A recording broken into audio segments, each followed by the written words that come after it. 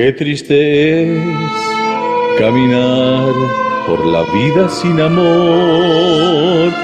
Qué triste es contemplar el futuro sin saber que Cristo va a regresar. Todo es vacío y oscuro sin Dios. Nada es seguro sin Él. Todo es vacío y oscuro sin Dios. Nada es seguro sin Él. Nuestro Señor estará a tu lado en el dolor. Confía en Él, promete ser tu amante salvador, refugio en la tempestad. Todo es vacío y oscuro sin Dios. Nada es seguro sin Él. Todo es vacío y oscuro sin Dios. Nada es seguro sin Él.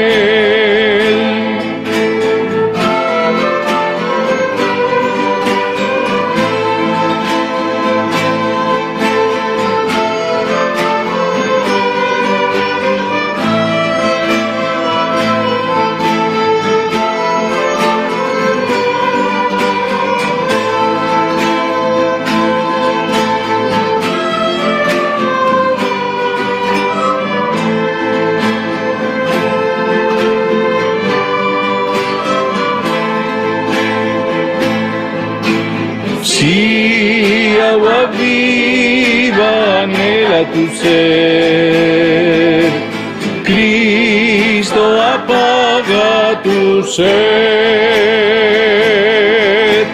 Si agua viva anhela tu ser, Cristo apaga tu sed. Si agua viva anhela tu ser, Cristo apaga tu sed. Si agua viva anhela tu ser, Cristo apaga tu sed. Si agua viva anhela tu ser, Cristo apaga tu sed. Todo es vacío y oscuro sin Dios. Nada es seguro sin Él. Todo es vacío y oscuro sin Dios. Nada es seguro sin Él. Bienvenidos a cada uno de ustedes. Un abrazo grande, grande, grande de parte de nuestro Dios y de todos vuestros hermanos en Cristo Jesús, unidos por una sola sangre derramada en esta tierra para salvar tu alma y mi alma. Dios sea engrandecido, porque en este momento todos nos convocamos para el estudio bendito de su palabra. La lección que tenemos para esta semana, lección 13, sábado 25 de septiembre del año 2021, el remanente y un nuevo comienzo. ¡Qué maravilloso! ¡Qué maravilloso Dios y sus planes, sus estrategias benditas para rescatar a su pueblo, para conservar ese remanente que llevará adelante la obra restauradora, la obra de reedificación. Utiliza diferentes métodos y nunca nos va a dejar solos.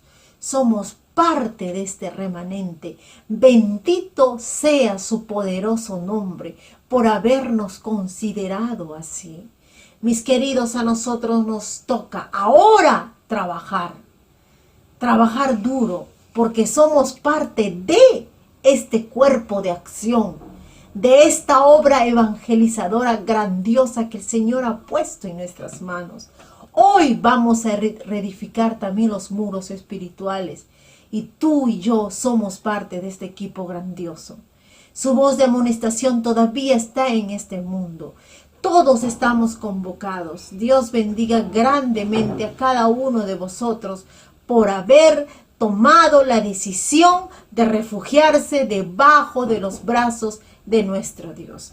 Vamos a estudiar la lección y que sea Él el que inspire en cada momento este estudio. Oremos. Bendito Padre, Señor, agradecidos por toda tu misericordia hacia nosotros. Gracias por habernos preservado y porque sentimos que somos tus hijos, tu remanente bendito. No nos quites ese privilegio, Señor. Manténnos fieles, trabajando por tu causa, Señor. Ayúdanos a tener en cuenta los mensajes que nos vas a dar a través de esta lección. Ayúdanos y levanta nuestros ánimos, levanta al pueblo, Señor. Levanta el estandarte de la fe para seguir pregonando el triple mensaje angélico, Señor, que resuene por doquier y este mundo tiene que escuchar que tu venida está cada vez más cerca. Ayúdanos, Señor, a asumir nuestras responsabilidades cristianas y, Señor, nunca desanimarnos. En el precioso nombre de Cristo Jesús. Amén. Dios había sometido a juicio a la niña de sus ojos. Cristo castigó la violación del pacto, la desobediencia de su viña. La entregó en manos de sus enemigos. Hemos aprendido en la lección anterior qué es lo que no debe hacer el pueblo de Dios.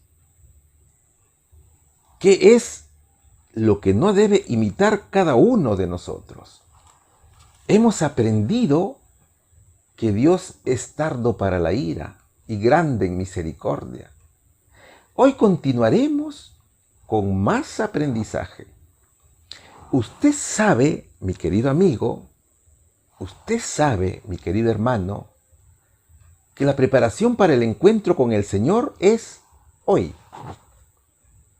Y cada lección es muy buena para alcanzar nuestra meta, que es la patria celestial. Y para lograrlo tenemos que obedecer a Dios y hacer su santa voluntad. Hoy aprenderemos de las actitudes extraordinarias de los grandes reformadores, de los siervos de Dios que formaron parte del remanente del Señor.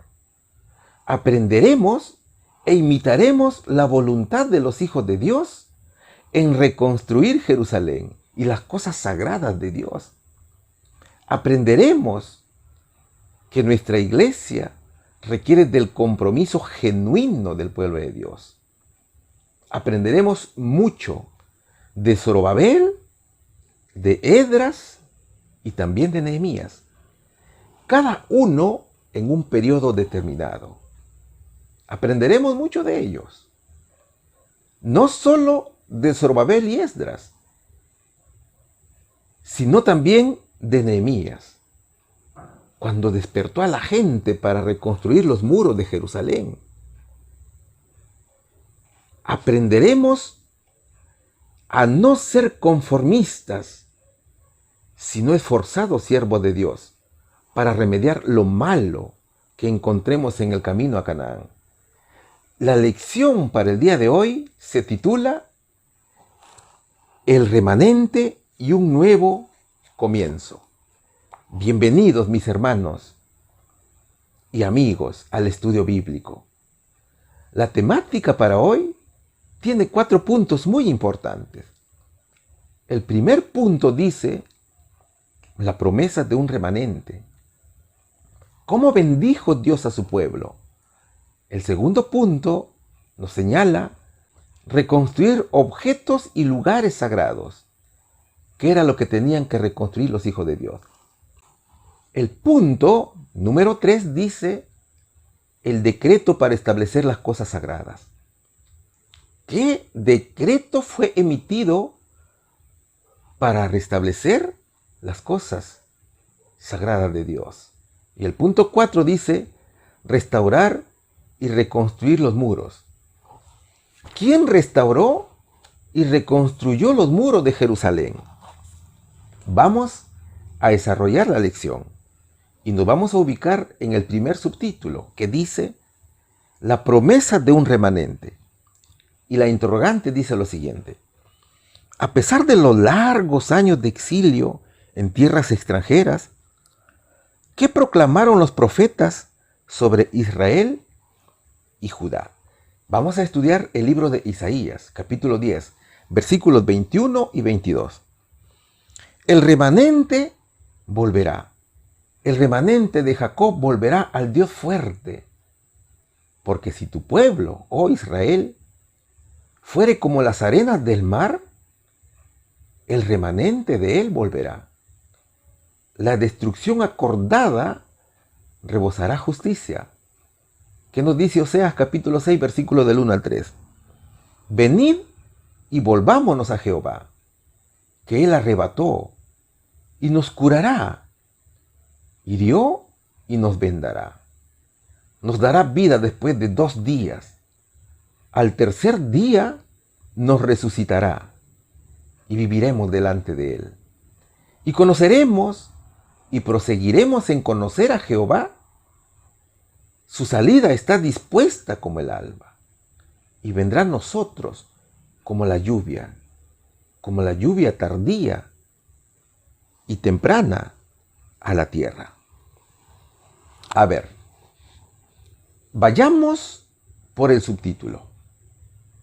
Aquí se habla de un remanente y de un nuevo comienzo.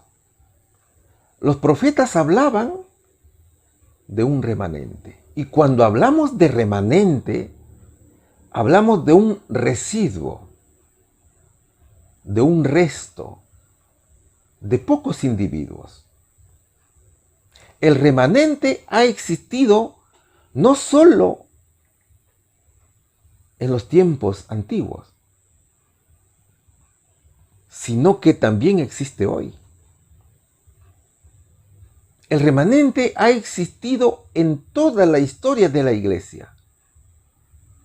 El remanente, mis hermanos, es aquel pequeño grupo de personas que se separa de la apostasía y no acepta otros principios, solo acepta la ley de Dios. Es decir, que este grupo de siervos se apegan al testimonio de las cosas tal y como eran en el principio. Por lo tanto, no siguen las doctrinas distorsionadas. Y ese remanente era el que daría un nuevo comienzo a las cosas de Dios. Mira, Dios había juzgado a la niña de sus ojos por desobedecer sus mandatos. El pueblo había sido cautivo, tanto por Asiria como por Babilonia. Y los profetas habían hecho un trabajo misionero extraordinario para salvar del castigo al pueblo de Dios. Pero a pesar de este esfuerzo, la mayoría de los hijos de Israel cayó en apostasía.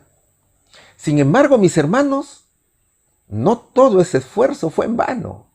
Dentro de ese pueblo rebelde hubo un grupo que aceptó las verdades de los profetas y se apartaron de la apostasía para adorar a Cristo Jesús. Ellos comprendieron que el Señor es un Dios de amor, un Dios de misericordia. Y sería este remanente quien daría testimonio de Dios. Esa reforma tendría buenos frutos. Es por eso que el verso 21 y 22 de Isaías 10 dice: el remanente volverá. El remanente de Jacob volverá al Dios fuerte. Porque si tu pueblo, oh Israel, fuere como las arenas del mar, el remanente de él volverá. La destrucción acordada rebosará justicia. Entonces el pueblo de Judá se encontraba cautivo en Babilonia. Ellos fueron prisioneros a Ur de los caldeos, así como lo estás observando en el mapa, específicamente a Sinar. Y es que Ur es una ciudad de la cual fue llamado Abraham, el padre de todas las naciones. Y mira, mi hermano, ahora una de sus naciones regresó nuevamente allí, pero regresó en cautiverio. Sin embargo, Dios en su infinita misericordia y paciencia no hizo una destrucción total de su pueblo, sino que dejó una hermosa promesa. Esa promesa, que era el remanente, no se apartaría de Dios, sino que reconstruiría lo que sus padres destruyeron.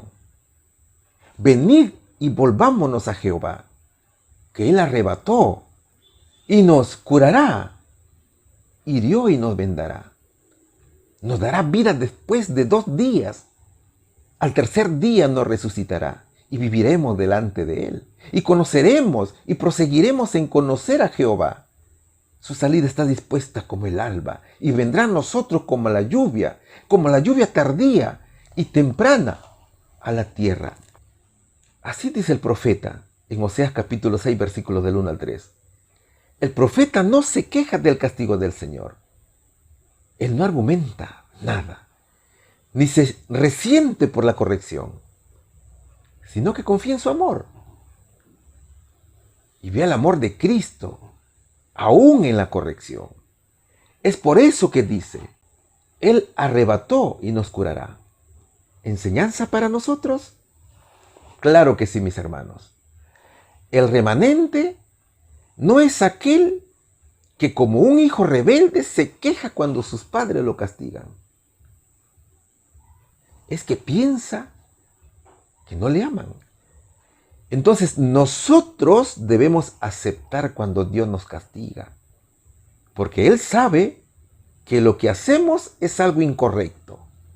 También el verso 2 dice que Dios nos dará vida después de 2 días. En el tercer día nos resucitará.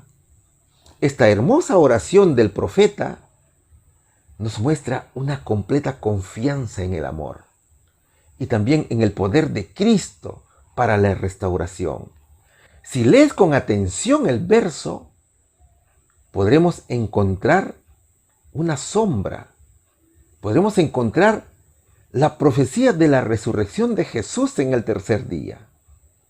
Es que Cristo fue arrebatado en la cruz y fue herido para nuestro bien. Cristo también fue resucitado en el tercer día de una manera gloriosa. Vendrá a nosotros como la lluvia tardía y temprana, dice el verso 3. Israel sabía que la única manera de regresar a las cosechas era a través de la lluvia. Y ellos esperaban esa lluvia con anticipación. Una lluvia para la siembra y otra lluvia para la cosecha. Entonces, cuando nosotros nos estamos preparando y esperamos por Dios, primero, para que nos llegue la lluvia temprana, tenemos que hacer nuestro trabajo. Tenemos que prepararnos. Entonces, llegará la lluvia tardía. Y esos dones, esas bendiciones, tendrá el remanente, mis hermanos. Isaías capítulo 17, versículos 7 y 8 dice: en aquel día mirará el hombre a su Hacedor, y sus ojos contemplarán al Santo de Israel. Y no mirará los altares que hicieron sus manos, ni mirará a los que hicieron sus dedos, ni a los símbolos de acera, ni las imágenes del sol. Es el remanente que guarda fidelidad a Dios. El remanente es un reformador que reconstruye las cosas de Dios y no se conforma con lo que está hecho, sino que se esfuerza para lograr que las cosas sean como lo fue desde el principio. Entonces, mis hermanos, no miremos el pasado oscuro de nuestras vidas. Abandonemos todo tipo de idolatría. Miremos a Cristo, nuestro Rey y Salvador. ¿Cuál sería aquí la respuesta? A pesar de los largos años de exilio en tierras extranjeras, ¿qué proclamaron los profetas sobre Israel y Judá? Proclamaron el regreso del remanente, mis hermanos. Pregunta número 2. ¿Qué nos dice la pregunta número 2? En cumplimiento a la palabra profética con respecto a la restauración, ¿qué hizo el rey persa poco después de la caída del imperio babilónico? Vamos a estudiar Esdras capítulo 1, versículos del 1 al 3. En el primer año de Ciro, rey de Persia, para que se cumpliese la palabra de Jehová por boca de Jeremías, Jehová despertó el espíritu de Ciro, rey de Persia, el cual hizo pasar pregón por todo su reino, y también por escrito, diciendo: así ha dicho Ciro, rey de Persia: Jehová, Dios de los cielos, me ha dado todos los reinos de la tierra, y me ha mandado que le edifique casa en Jerusalén, que está en Judá. ¿Quién hay entre vosotros de todo su pueblo? Su Dios sea con él, y suba a Jerusalén, que está en Judá, y edifique la casa a Jehová, Dios de Israel. Él es el Dios, la cual está en Jerusalén. Judá estaba en Babilonia, estaba en cautiverio, y el tiempo de esa cautividad estaba por terminar. Ciro había conquistado al reino de Babilonia. Este rey había destituido del trono al último rey babilonio, que fue Belsasar. Ahora, Judá se encontraba bajo el gobierno del imperio medo-persa. Y la profecía que hizo el profeta Isaías, hacía más de 100 años antes de este suceso, se había cumplido. Ciro no había nacido, pero la profecía ya lo señalaba como ungido de Dios. ¿Qué decía la profecía? Mira, Isaías capítulo 45, versículo 1 y 3, nos va a contar lo siguiente. Así dice Jehová a su ungido, a Ciro, al cual tomé yo por su mano derecha, para sujetar naciones delante de él, y desatar lomos de reyes, para abrir delante de él puertas, y las puertas no se cerrarán. Yo iré delante de ti, y enderezaré los lugares torcidos, quebrantaré puertas de bronce, y cerrojos de hierro haré pedazos, y te daré los tesoros escondidos, y los secretos muy guardados, para que sepas que yo soy Jehová, el Dios de Israel, que te pongo nombre. Babilonia era la nación más poderosa del mundo, y más segura también. Sus muros eran impenetrables. Pero Dios hizo que Ciro tomara de imprevisto a Babilonia. Ciro ingresó por las puertas de la ciudad y tomó el poder, mis hermanos. Ahora ya preparaba el camino para liberar al pueblo de Dios. El profeta Jeremías, en el capítulo 25, versículo 11, dice que Judá serviría a Babilonia 70 años. Esa era la profecía del profeta Jeremías. Y ese periodo de tiempo estaba llegando a su fin. El rey Ciro se enteró del encargo de Dios. El rey pudo conocer que Dios lo había enviado a liberar a su pueblo. Al rey le mostraron los pergaminos que contenía la profecía del profeta Isaías y decretó la liberación del pueblo de Dios y mandó a edificar la casa del Señor. Es por eso que el verso 1 dice: Jehová despertó el espíritu de Ciro, rey de Persia, el cual hizo pasar pregón por todo su reino y también por escrito. Ciro divulgó la noticia por todo el reino babilonio, por todo el imperio medo-persa, y la selló por escrito, como evidencia de su decisión y del cumplimiento al mandato de Dios.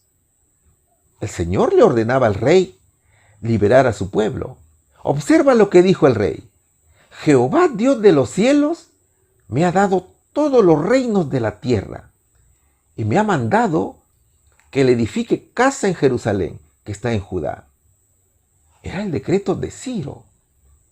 Mira, es necesario recordar que fueron 3 los decretos que emitieron los reyes medo-persas.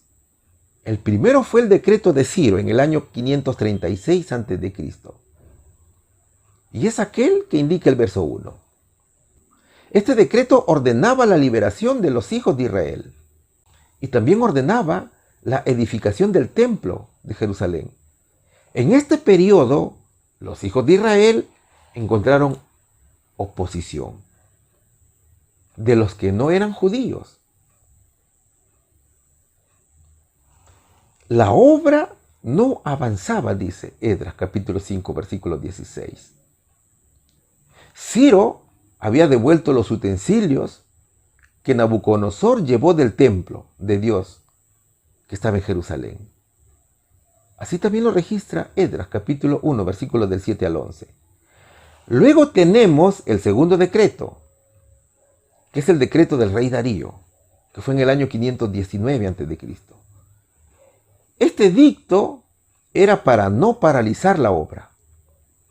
Él ordenaba la continuación de la reconstrucción del templo de Dios. Así lo dice Esdras capítulo 5, versículo 16, y también capítulo 6, versículo del 8 al 9.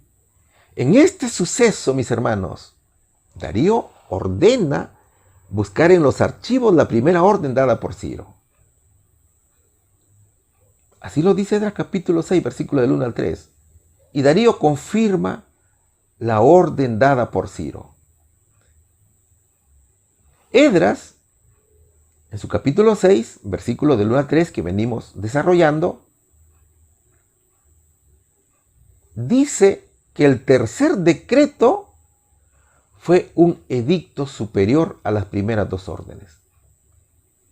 Y se emitió en el 7º año del reinado de Artajerjes. El versículo 7 de Esdras 7 así lo señala. Entonces Judá renacía legalmente como nación, con su capital Jerusalén. El edicto le otorgaba autonomía, le otorgaba independencia, tanto político como religioso. El pueblo de Judá fue liberado de pagar tributos, de pagar contribuciones, de pagar rentas a los medo-persas.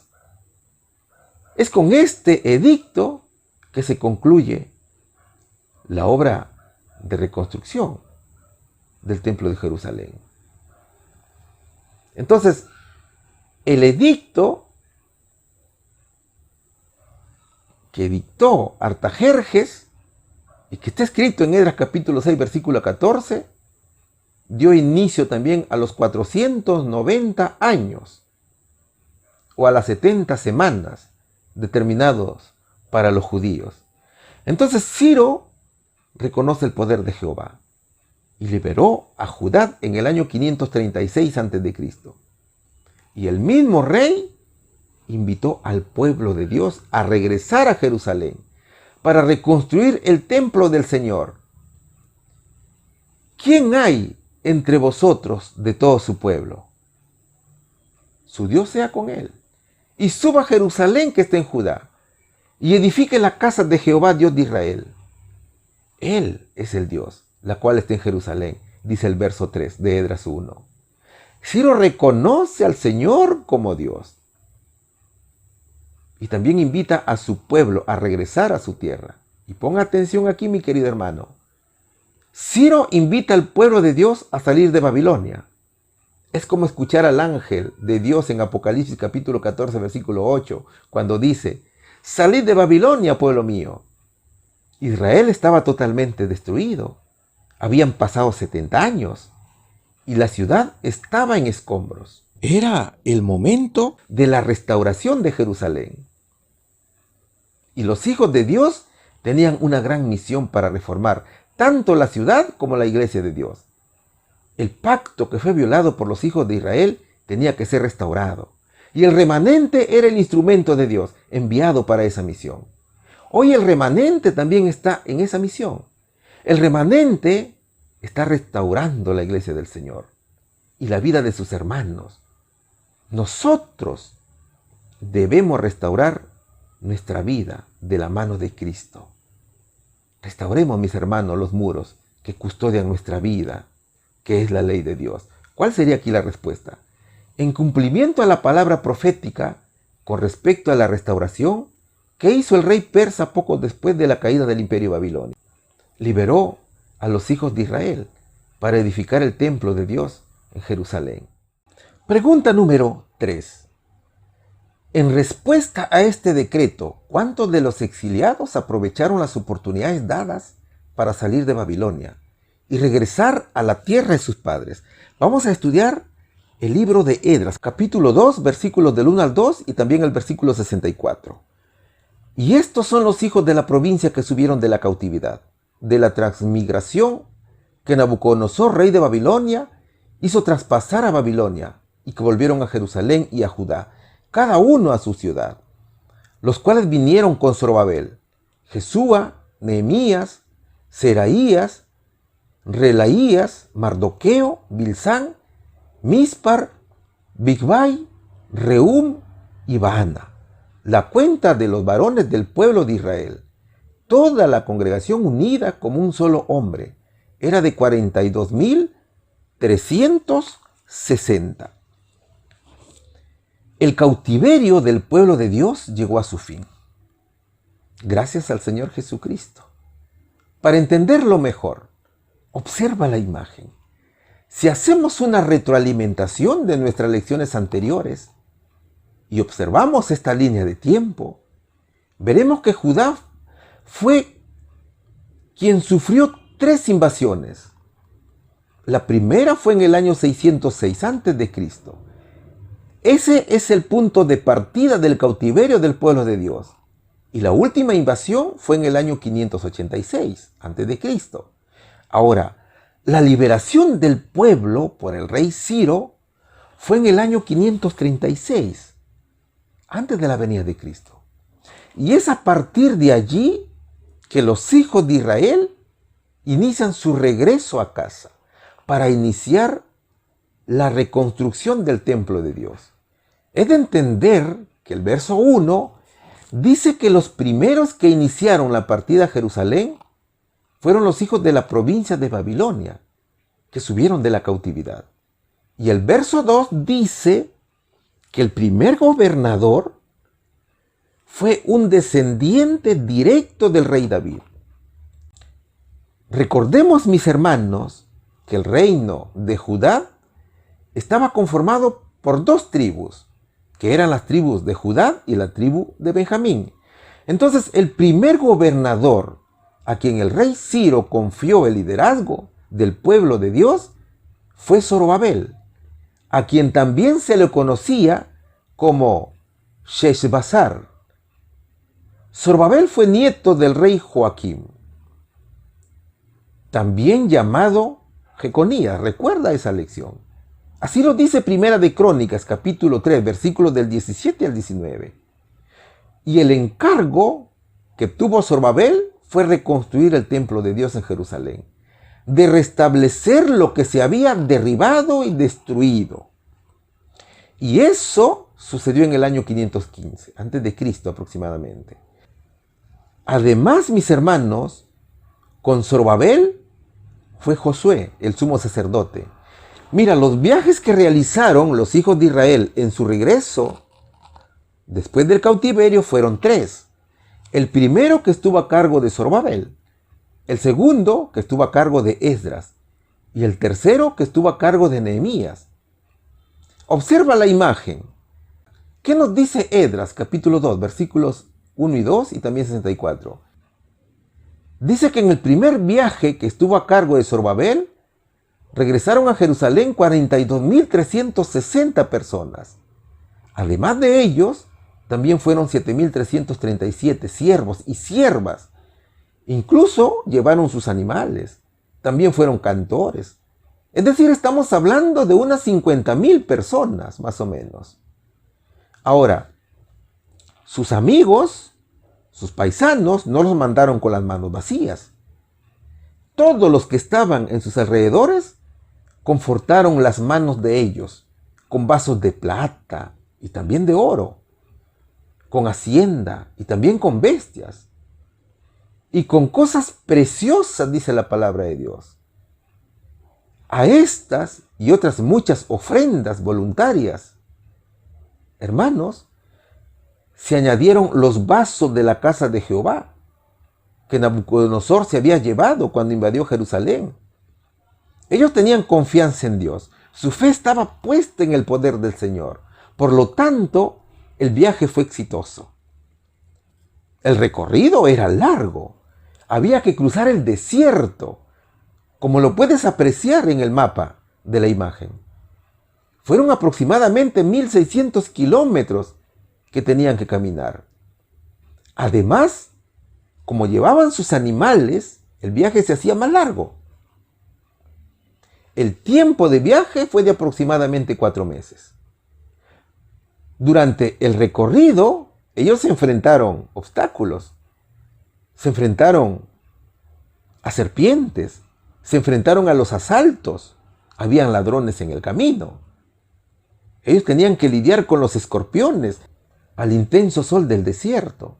Entonces, mi querido hermano, tú que formas parte del remanente de Dios, es tu deber reconstruir el templo del Señor. Y de hecho, que nos enfrentamos a diversas tentaciones, humillaciones, desprecios.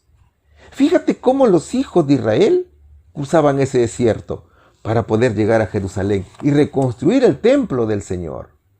También nosotros tenemos que enfrentarnos a esos escorpiones, a esas serpientes espirituales, a ladrones que quieren arrebatarnos a la iglesia de Dios.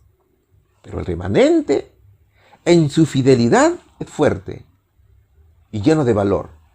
Esos dones espirituales nos lo da nuestro Señor, para que nosotros seamos misioneros edificadores de su templo. Sigamos adelante, mis queridos hermanos. Sigamos con nuestra misión de reformadores, porque eso es lo que le agrada al Señor. Nunca te olvides de la misión que Dios te ha encomendado. Y hagámoslo en el nombre del Señor Jesús. ¿Cuál sería la respuesta? En respuesta a este decreto, ¿cuántos de los exiliados aprovecharon las oportunidades dadas para salir de Babilonia y regresar a la tierra de sus padres? Los que regresaron voluntariamente con Zorobabel fueron 42.360 personas. Claro, también si contamos, los siervos y siervas fueron aproximadamente 50.000 personas que llegaron a Jerusalén para reconstruir el templo del Señor. Pregunta número 4. ¿Qué nos dice la pregunta número 4? Una vez que llegaron a su destino y encontraron sus hogares, ¿qué deseaban restablecer? Vamos a estudiar el libro de Esdras, capítulo 3, versículos 1 al 3. Y llegado el mes séptimo, y ya los hijos de Israel en las ciudades, se juntó el pueblo como un solo hombre en Jerusalén.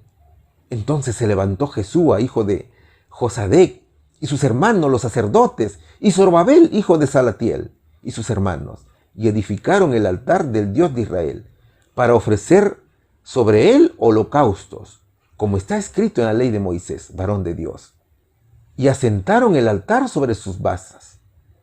Bien que tenían miedo de los pueblos, de las tierras, y ofrecieron sobre él holocaustos a Jehová. Holocaustos a la mañana y a la tarde. El pueblo estaba muy unido, como un solo hombre.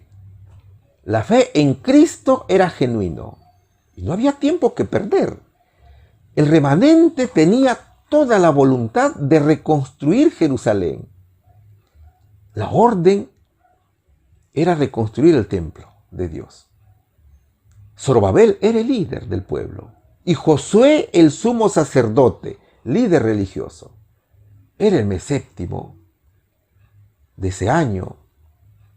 Mira, si nos fijamos en el almanaque hebreo, el mes séptimo era el mes especial del pueblo hebreo.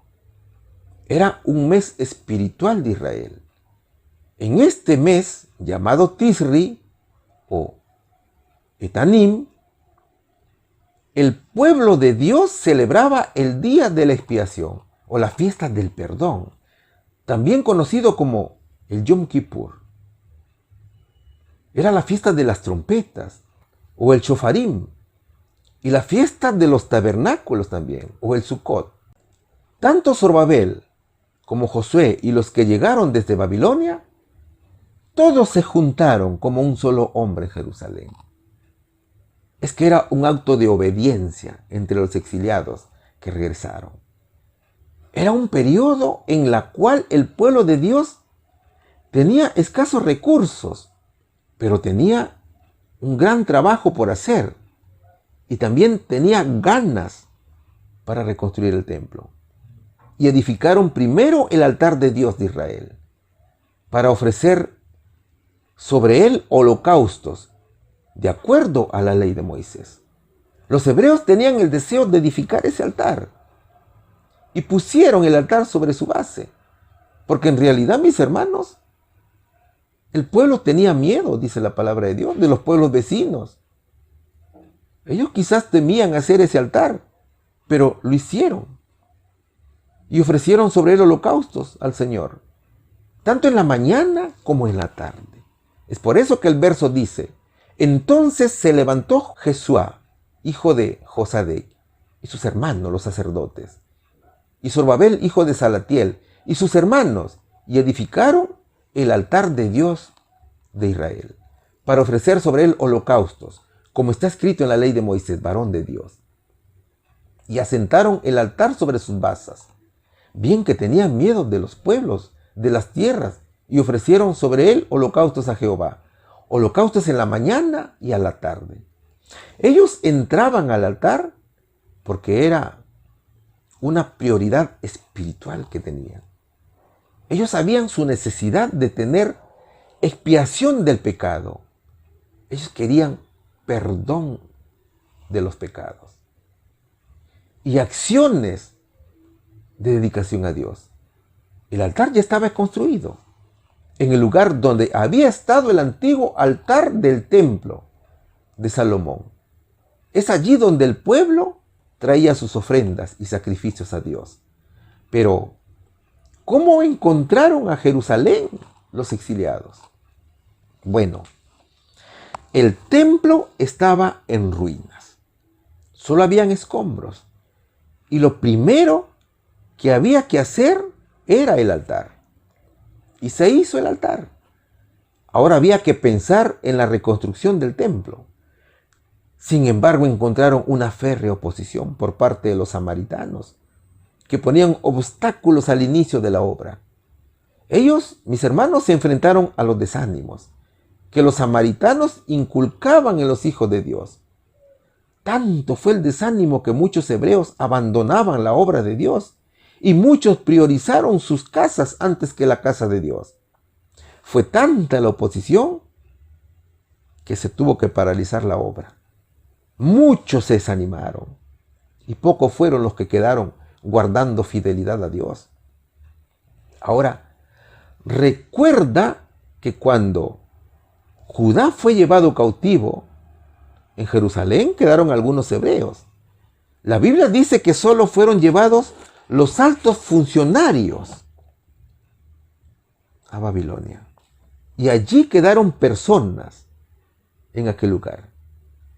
Entonces, esas personas que quedaron allí ya se habían casado con gente extranjera. Y es lógico que ellos ya no querían el regreso de los hijos de Israel. Pero con la edificación del altar, el pueblo de Dios se estaba estableciendo formalmente en Jerusalén. He de entender también que muchos ya no se reconocían. Habían pasado 70 años de tiempo. Había pasado, hermanos, el cautiverio, un periodo largo. Muchos ya habían nacido en Babilonia. Por lo tanto, se habían acostumbrado a ese reino. Pero el deseo de adorar a Dios en su misma tierra era lo fundamental en el pueblo. Mis hermanos, el culto al Señor, la adoración a Dios, es nuestra prioridad. Aprendamos que para reconstruir el templo, para reconstruir nuestro propio templo, primero tenemos que hacer nuestro altar. Nosotros no podemos vivir sin adorar a Dios. Sin Cristo, nuestra vida no tiene sentido. Tengamos como deber y como prioridad uno, rendir culto a Dios, tanto en la mañana como en la tarde, así como lo hacían nuestros hermanos. ¿Cuál sería aquí la respuesta? Una vez que llegaron a su destino y encontraron sus hogares, ¿qué deseaban restablecer? Edificaron el altar del Dios de Israel para ofrecer sobre él holocaustos a Jehová en la mañana y por la tarde también. Pregunta número 5. ¿Qué edificio sagrado tenían en su corazón para reconstruir ahora que habían regresado a la tierra prometida? ¿Cuándo pusieron los cimientos? Vamos a estudiar Esdras, capítulo 3, versículo 6, última parte, y el versículo 8. Pero los cimientos del templo de Jehová no se habían echado todavía.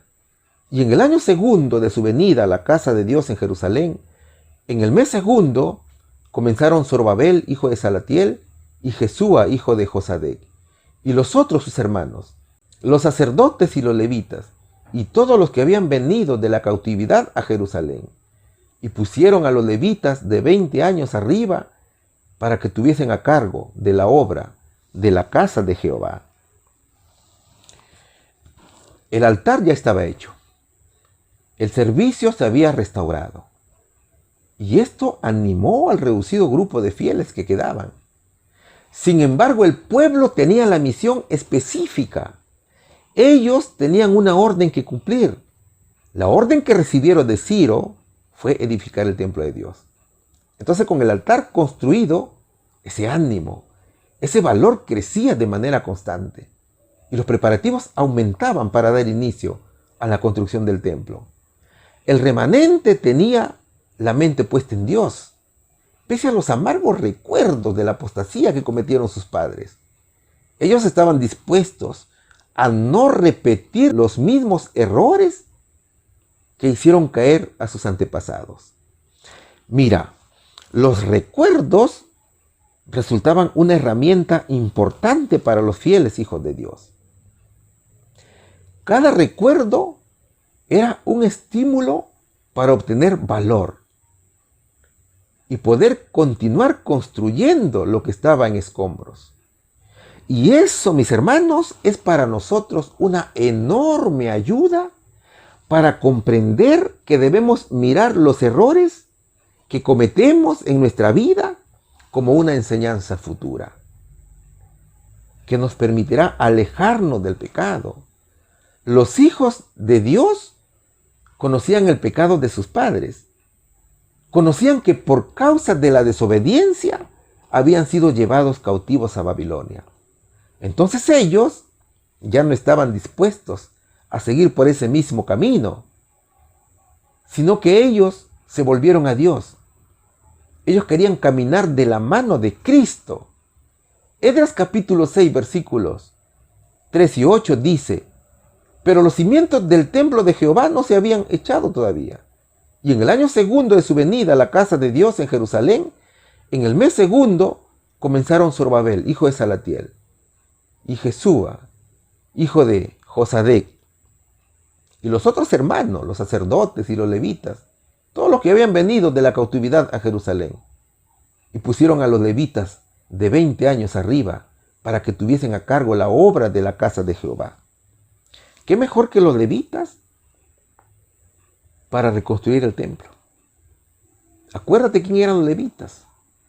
Eran sacerdotes, ¿cierto? Acuérdate de Moisés, acuérdate de Aarón, de los hijos de Aarón. Ellos fueron sacerdotes y fueron levitas. Entonces el remanente estaba firme. Y la decisión era iniciar la reconstrucción del templo, pese a los obstáculos que tenían. Si te fijas en el verso, ya había pasado más de un año desde que llegaron. Y los cimientos del templo aún no estaban hechos. Y como te dije en la interrogante anterior, muchos fueron desanimados por los samaritanos. Y pocos fueron los que estaban firmes en la fe. Incluso muchos se dedicaron a ver sus asuntos personales, mientras el templo de Dios seguía en escombros. Muchos se dedicaron a sus negocios, a sus cultivos. Y el templo seguía destruido. Este periodo era de planificación para construir la obra, para la compra de materiales, para el pago a los constructores. Y también era para dar inicio a la obra. Pero se encontraron con el deseo de apoyo de sus enemigos. Judá se encontró que los samaritanos querían ayudarles en construir la obra, pero querían hacerlo de una manera muy distinta. Y ellos no aceptaron ese apoyo. Es decir, que era un apoyo malicioso y satánico. Es por eso que el pueblo era intimidado. Y hermanos, los samaritanos sobornaron a los consejeros para que paralizaran la obra. Eso, mis hermanos, es un mensaje para nosotros de cómo debemos actuar con firmeza ante las intromisiones de los enemigos de Dios en nuestra iglesia. Y no te sorprendas, mi querido hermano, cuando veas que algunas personas incitadas por Satanás traten de dividir a nuestra iglesia. Ellos comenzarán a desanimar a nuestros hermanos. Bajo cualquier pretexto, ellos te justificarán ese desánimo. Y es allí donde el remanente siempre actuará con decisión, con valor, con firmeza. Y siempre actuará en el nombre del Señor Jesucristo. Entonces mira, a pesar de la oposición, se dio inicio a la construcción del templo. El inicio fue el segundo mes del segundo año de su llegada a Jerusalén. Y a pesar de las amenazas, los hijos de Dios iniciaron la obra con gozo, con alegría. No había tiempo para pensar en otras cosas. Así también nosotros debemos construir nuestro propio templo. Recuerda que nosotros somos templo de nuestro espíritu. Así que, mis hermanos, es de preguntarnos, ¿cómo estamos construyendo nuestro propio templo? ¿Cómo están esas bases? ¿Cómo están los caminos que hemos tomado? El templo que construyas tiene que ser un templo con bases sólidas, mi querido hermano, de acuerdo a lo escrito en el Evangelio del Señor Jesucristo. Y debe estar fundamentado en los principios de Dios, en los 10 mandamientos de la ley del Señor. ¿Cuál sería aquí la respuesta? ¿Qué edicto sagrado tenían en su corazón para reconstruir ahora que habían regresado a la tierra prometida? El templo de Jerusalén, mis hermanos. ¿Cuándo pusieron los cimientos? En el segundo mes del segundo año de su llegada a Jerusalén. Pregunta número 6. El subtítulo dice: el decreto para restablecer las cosas sagradas. ¿Qué decreto emitió el rey persa Artajerjes Longimanus en el año 457 a.C.? ¿Quién regresó a Judá en ese momento? Vamos a estudiar el libro de Esdras, capítulo 7, versículos 11 al 14. Y este es el traslado de la carta que dio el rey Artajerjes a Esdras, sacerdote escriba de las palabras mandadas de Jehová y de sus estatutos a Israel. Artajerjes, rey de los reyes, a Esdras, sacerdote escriba, perfecto de la ley de Dios del cielo, perfecta paz. Por mí es dado mandamiento que cualquiera que quisiera en mi reino del pueblo de Israel y de sus sacerdotes y levitas ir contigo a Jerusalén, vaya. Porque de parte del rey y de sus 7 consultores eres enviado a visitar a Judea y a Jerusalén, conforme a la ley de tu Dios que está en tu mano. Zorobabel hizo la planificación y dio inicio a la obra de la construcción del templo de Dios.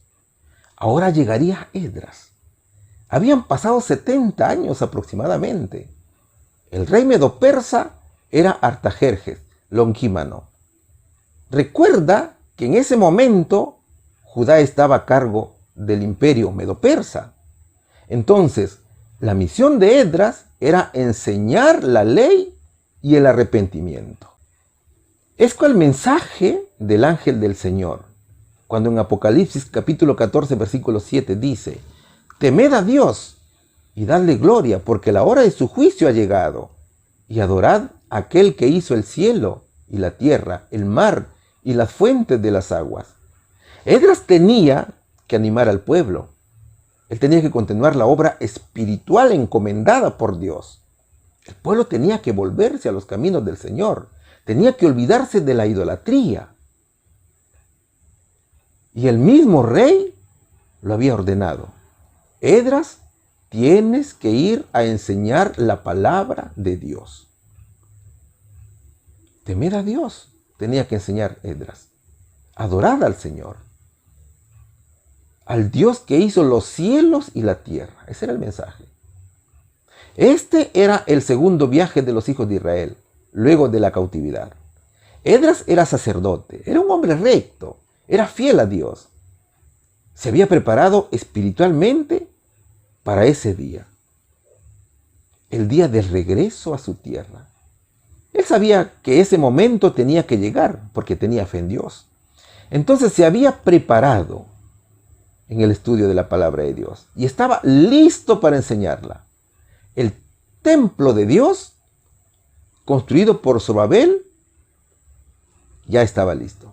Era el turno de Esdras. Entonces, por decreto del rey Artajerjes, Esdras viajó a Jerusalén. Es hermoso, mis hermanos, conocer cómo este rey Artajerjes entregó ofrendas al Señor. Entregó oro, plata. No solo él, sino también sus consejeros. Así está escrito en Esdras capítulo 7, versículo 15. El rey Artajerjes fue quien decretó en el año 457 a.C. el último decreto para la restauración de Jerusalén. Es que no solo se debería culminar el templo en sí, sino que debería culminarse también con el embellecimiento de ese templo. Y también tenía que culminarse los muros de la ciudad, que estuvieron a cargo de Nehemías. Mira, este último decreto, que era superior a los dos primeros, se emitió en el 7º año del reinado de Artajerjes. Así está escrito en Esdras capítulo 7, versículo 7. Y con esta orden se benefició de una manera extraordinaria a Judá. ¿Qué se ordenó allí? Con este decreto, Judá renacía legalmente como nación, con su capital Jerusalén. Se le otorgaba autonomía, se le daba independencia, tanto política como religiosa. Ellos fueron liberados de pagar tributos, de pagar contribuciones, de pagar rentas a los medo-persas. Con este edicto se concluye la obra de reconstrucción del templo de Jerusalén y también los muros. Así lo dice Esdras capítulo 6, versículo 14. De la misma manera, con este edicto se da inicio a los 490 años de periodo determinado para los judíos. Recuerda esa hermosa lección que lleva por título Luz impartida a un humilde suplicante, en la cual se trata el tema de las 2300 tardes y mañanas, o de las 70 semanas para el pueblo judío.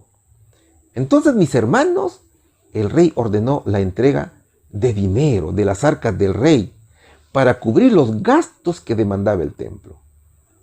Es decir, todo lo necesario. El rey entregó vino, trigo, aceite, sal.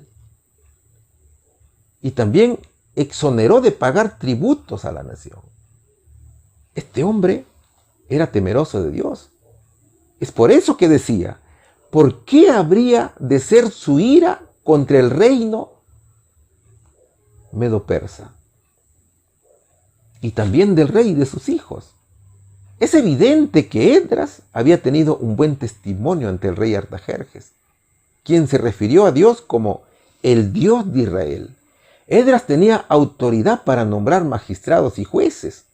El decreto revela una gran reverencia y respeto por Dios. También nosotros, mis hermanos, debemos prepararnos al igual que Esdras. Mira, cuando tú te preparas y muestras el camino de salvación al mundo, los resultados serán muy buenos.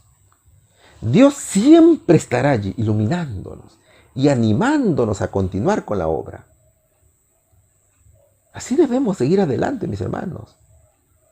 Animémonos unos a otros, dice la palabra de Dios. Vayamos al templo. Acudamos masivamente al templo de Dios. ¿Cuál sería aquí la respuesta? ¿Qué decreto emitió el rey persa Artajerjes Longimanus en el año 457 a.C.? Confirmó la reconstrucción del templo.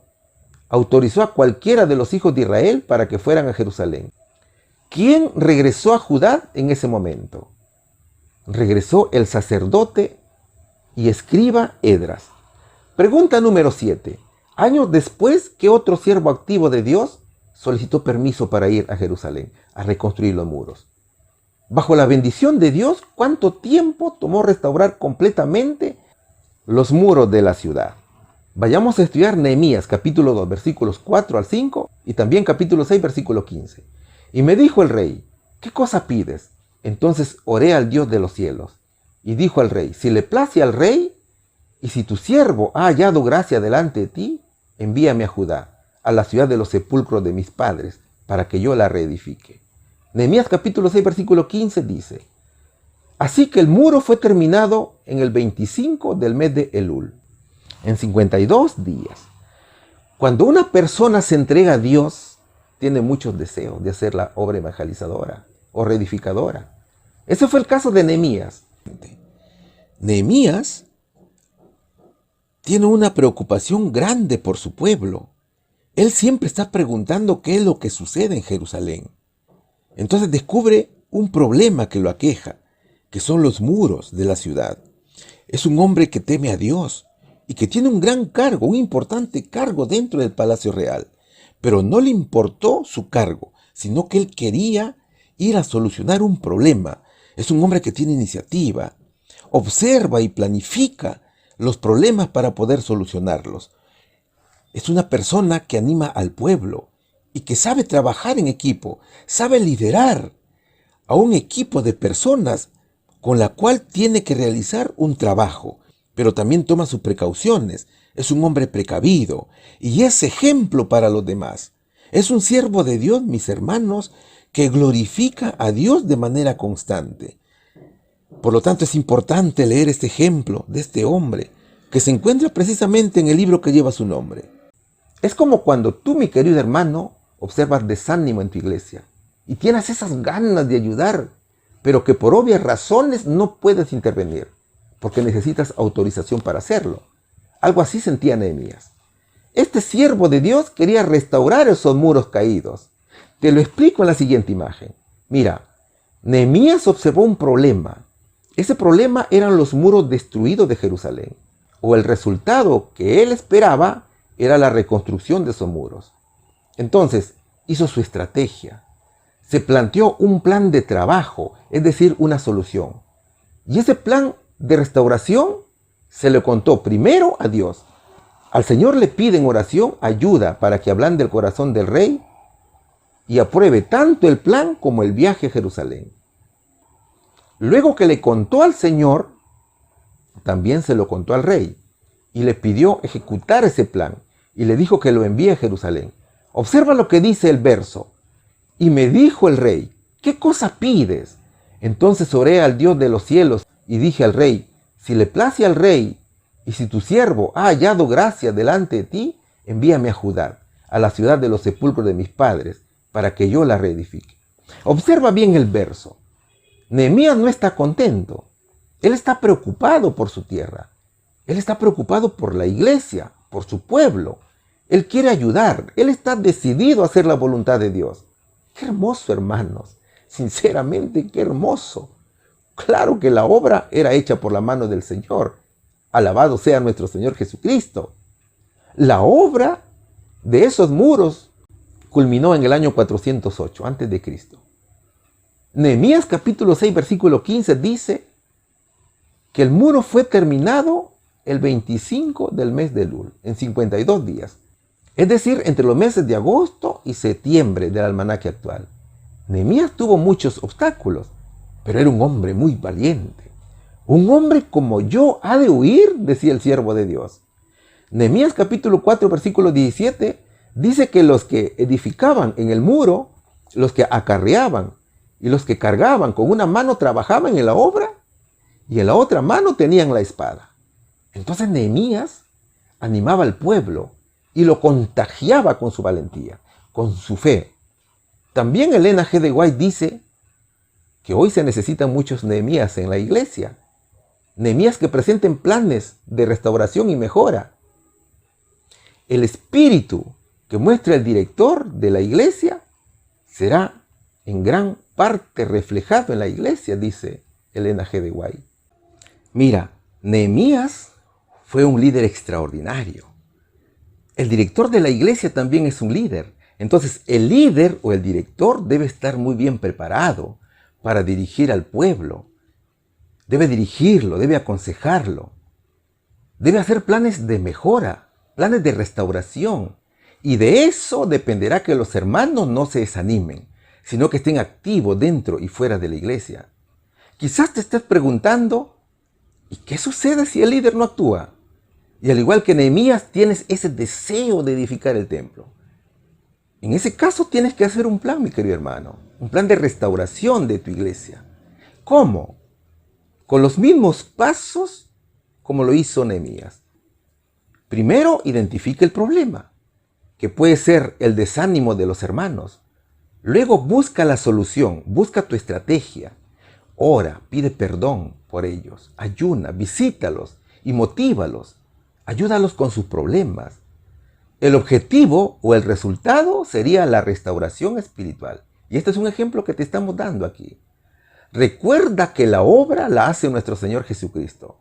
Incluso, mi querido hermano, usted, mi querido amigo, también puede hacer un plan de restauración para su vida.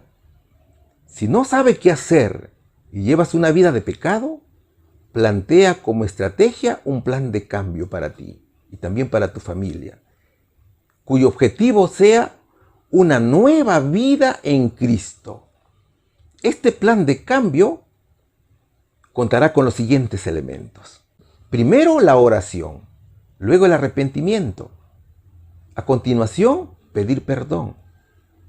Aceptar a Jesús como tu Salvador. Lee la Biblia, asiste a la iglesia y testifica del Señor. No te olvides, mi querido amigo, que la obra siempre la va a hacer nuestro Señor Jesucristo. Es que cuando vas de la mano con Cristo, las cosas salen bien. Todo lo que hagas en tu vida, hazlo de la mano de Cristo. Jamás, mi querido hermano, hagas algo que el Señor no apruebe.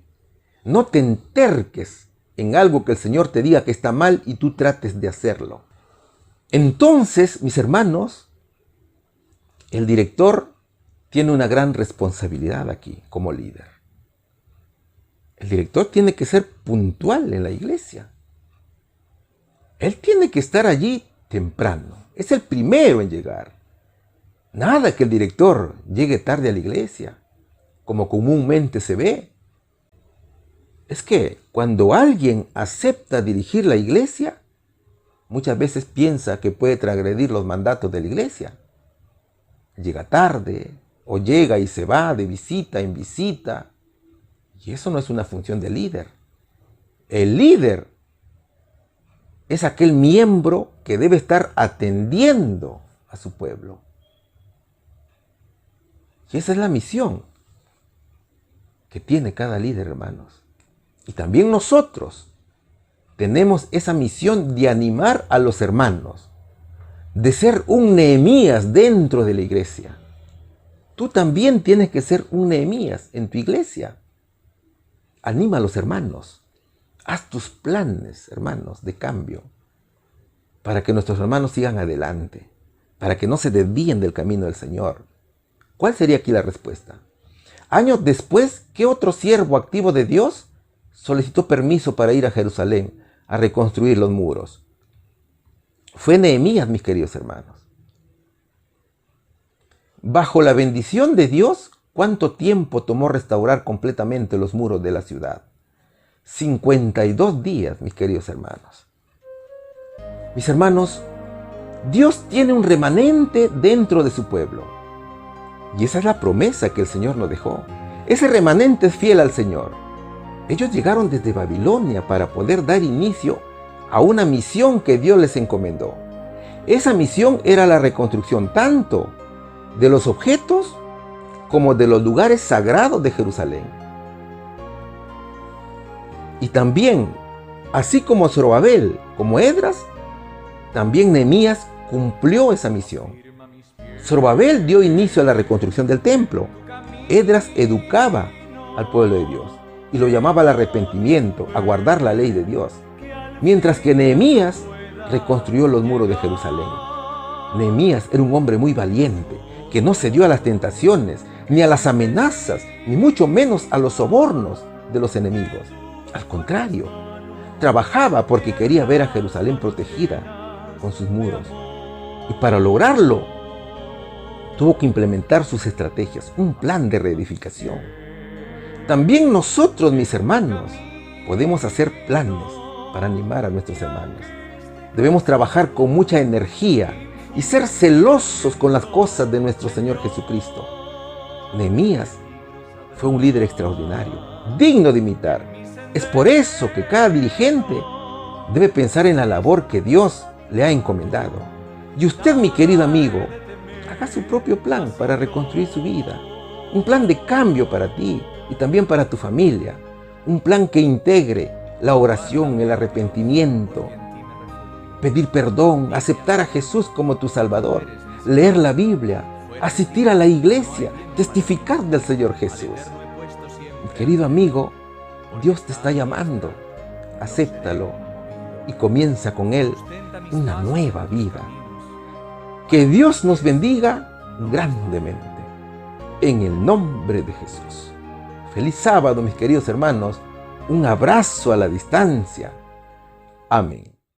Muy bien, la iglesia de Chachapoyas, Amazonas, ha puesto la mano en el arado y todos participan. Qué hermoso ver a las mujeres, al pueblo bendito, a las hijas de Israel, también formando parte de este proyecto grandioso. Nos anuncian que ya terminaron las columnas del templo, lo que se habían propuesto, gracias a todos vosotros por sus oraciones, pero todavía continúa la obra, así que como siempre os dejamos acá el numerito para que te animes y tu colaboración económica pueda seguir ayudando al avance de la obra.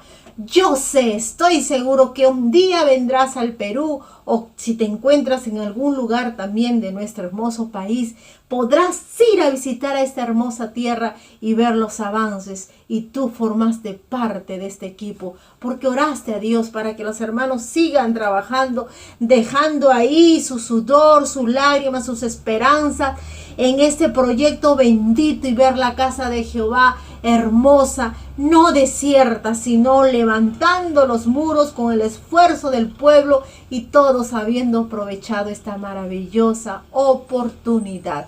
Que Dios los bendiga grandemente. Nos estaremos volviendo a comunicar, recordándoles que estamos publicando la lección a media semana en el Facebook Amini Asdimor Misión Elías. Les invitamos también a unirse para que puedan tener la lección prontamente en su mano. Y también tenemos la página de Facebook Amini Asdimor Oasis. Dios los bendiga grandemente. Un gran abrazo para todos. Vamos a orar. Gracias, Padre mío. Encomendamos nuestras vidas en tus manos. No nos sueltes, Señor. También te pedimos la bendición para nuestros familiares, nuestros seres queridos, las almas que estamos conquistando para ti, Señor. Sé propicios a ellas y ayúdanos porque te necesitamos en todo tiempo. Ayúdanos a tomar, Señor, las riendas de nuestra vida y ayúdanos a asumir nuestros compromisos cristianos, Señor, a formar parte de este remanente bendito que sigue firme, Señor, hacia adelante. Gracias por tu amor y misericordia en el nombre de Cristo Jesús. Amén.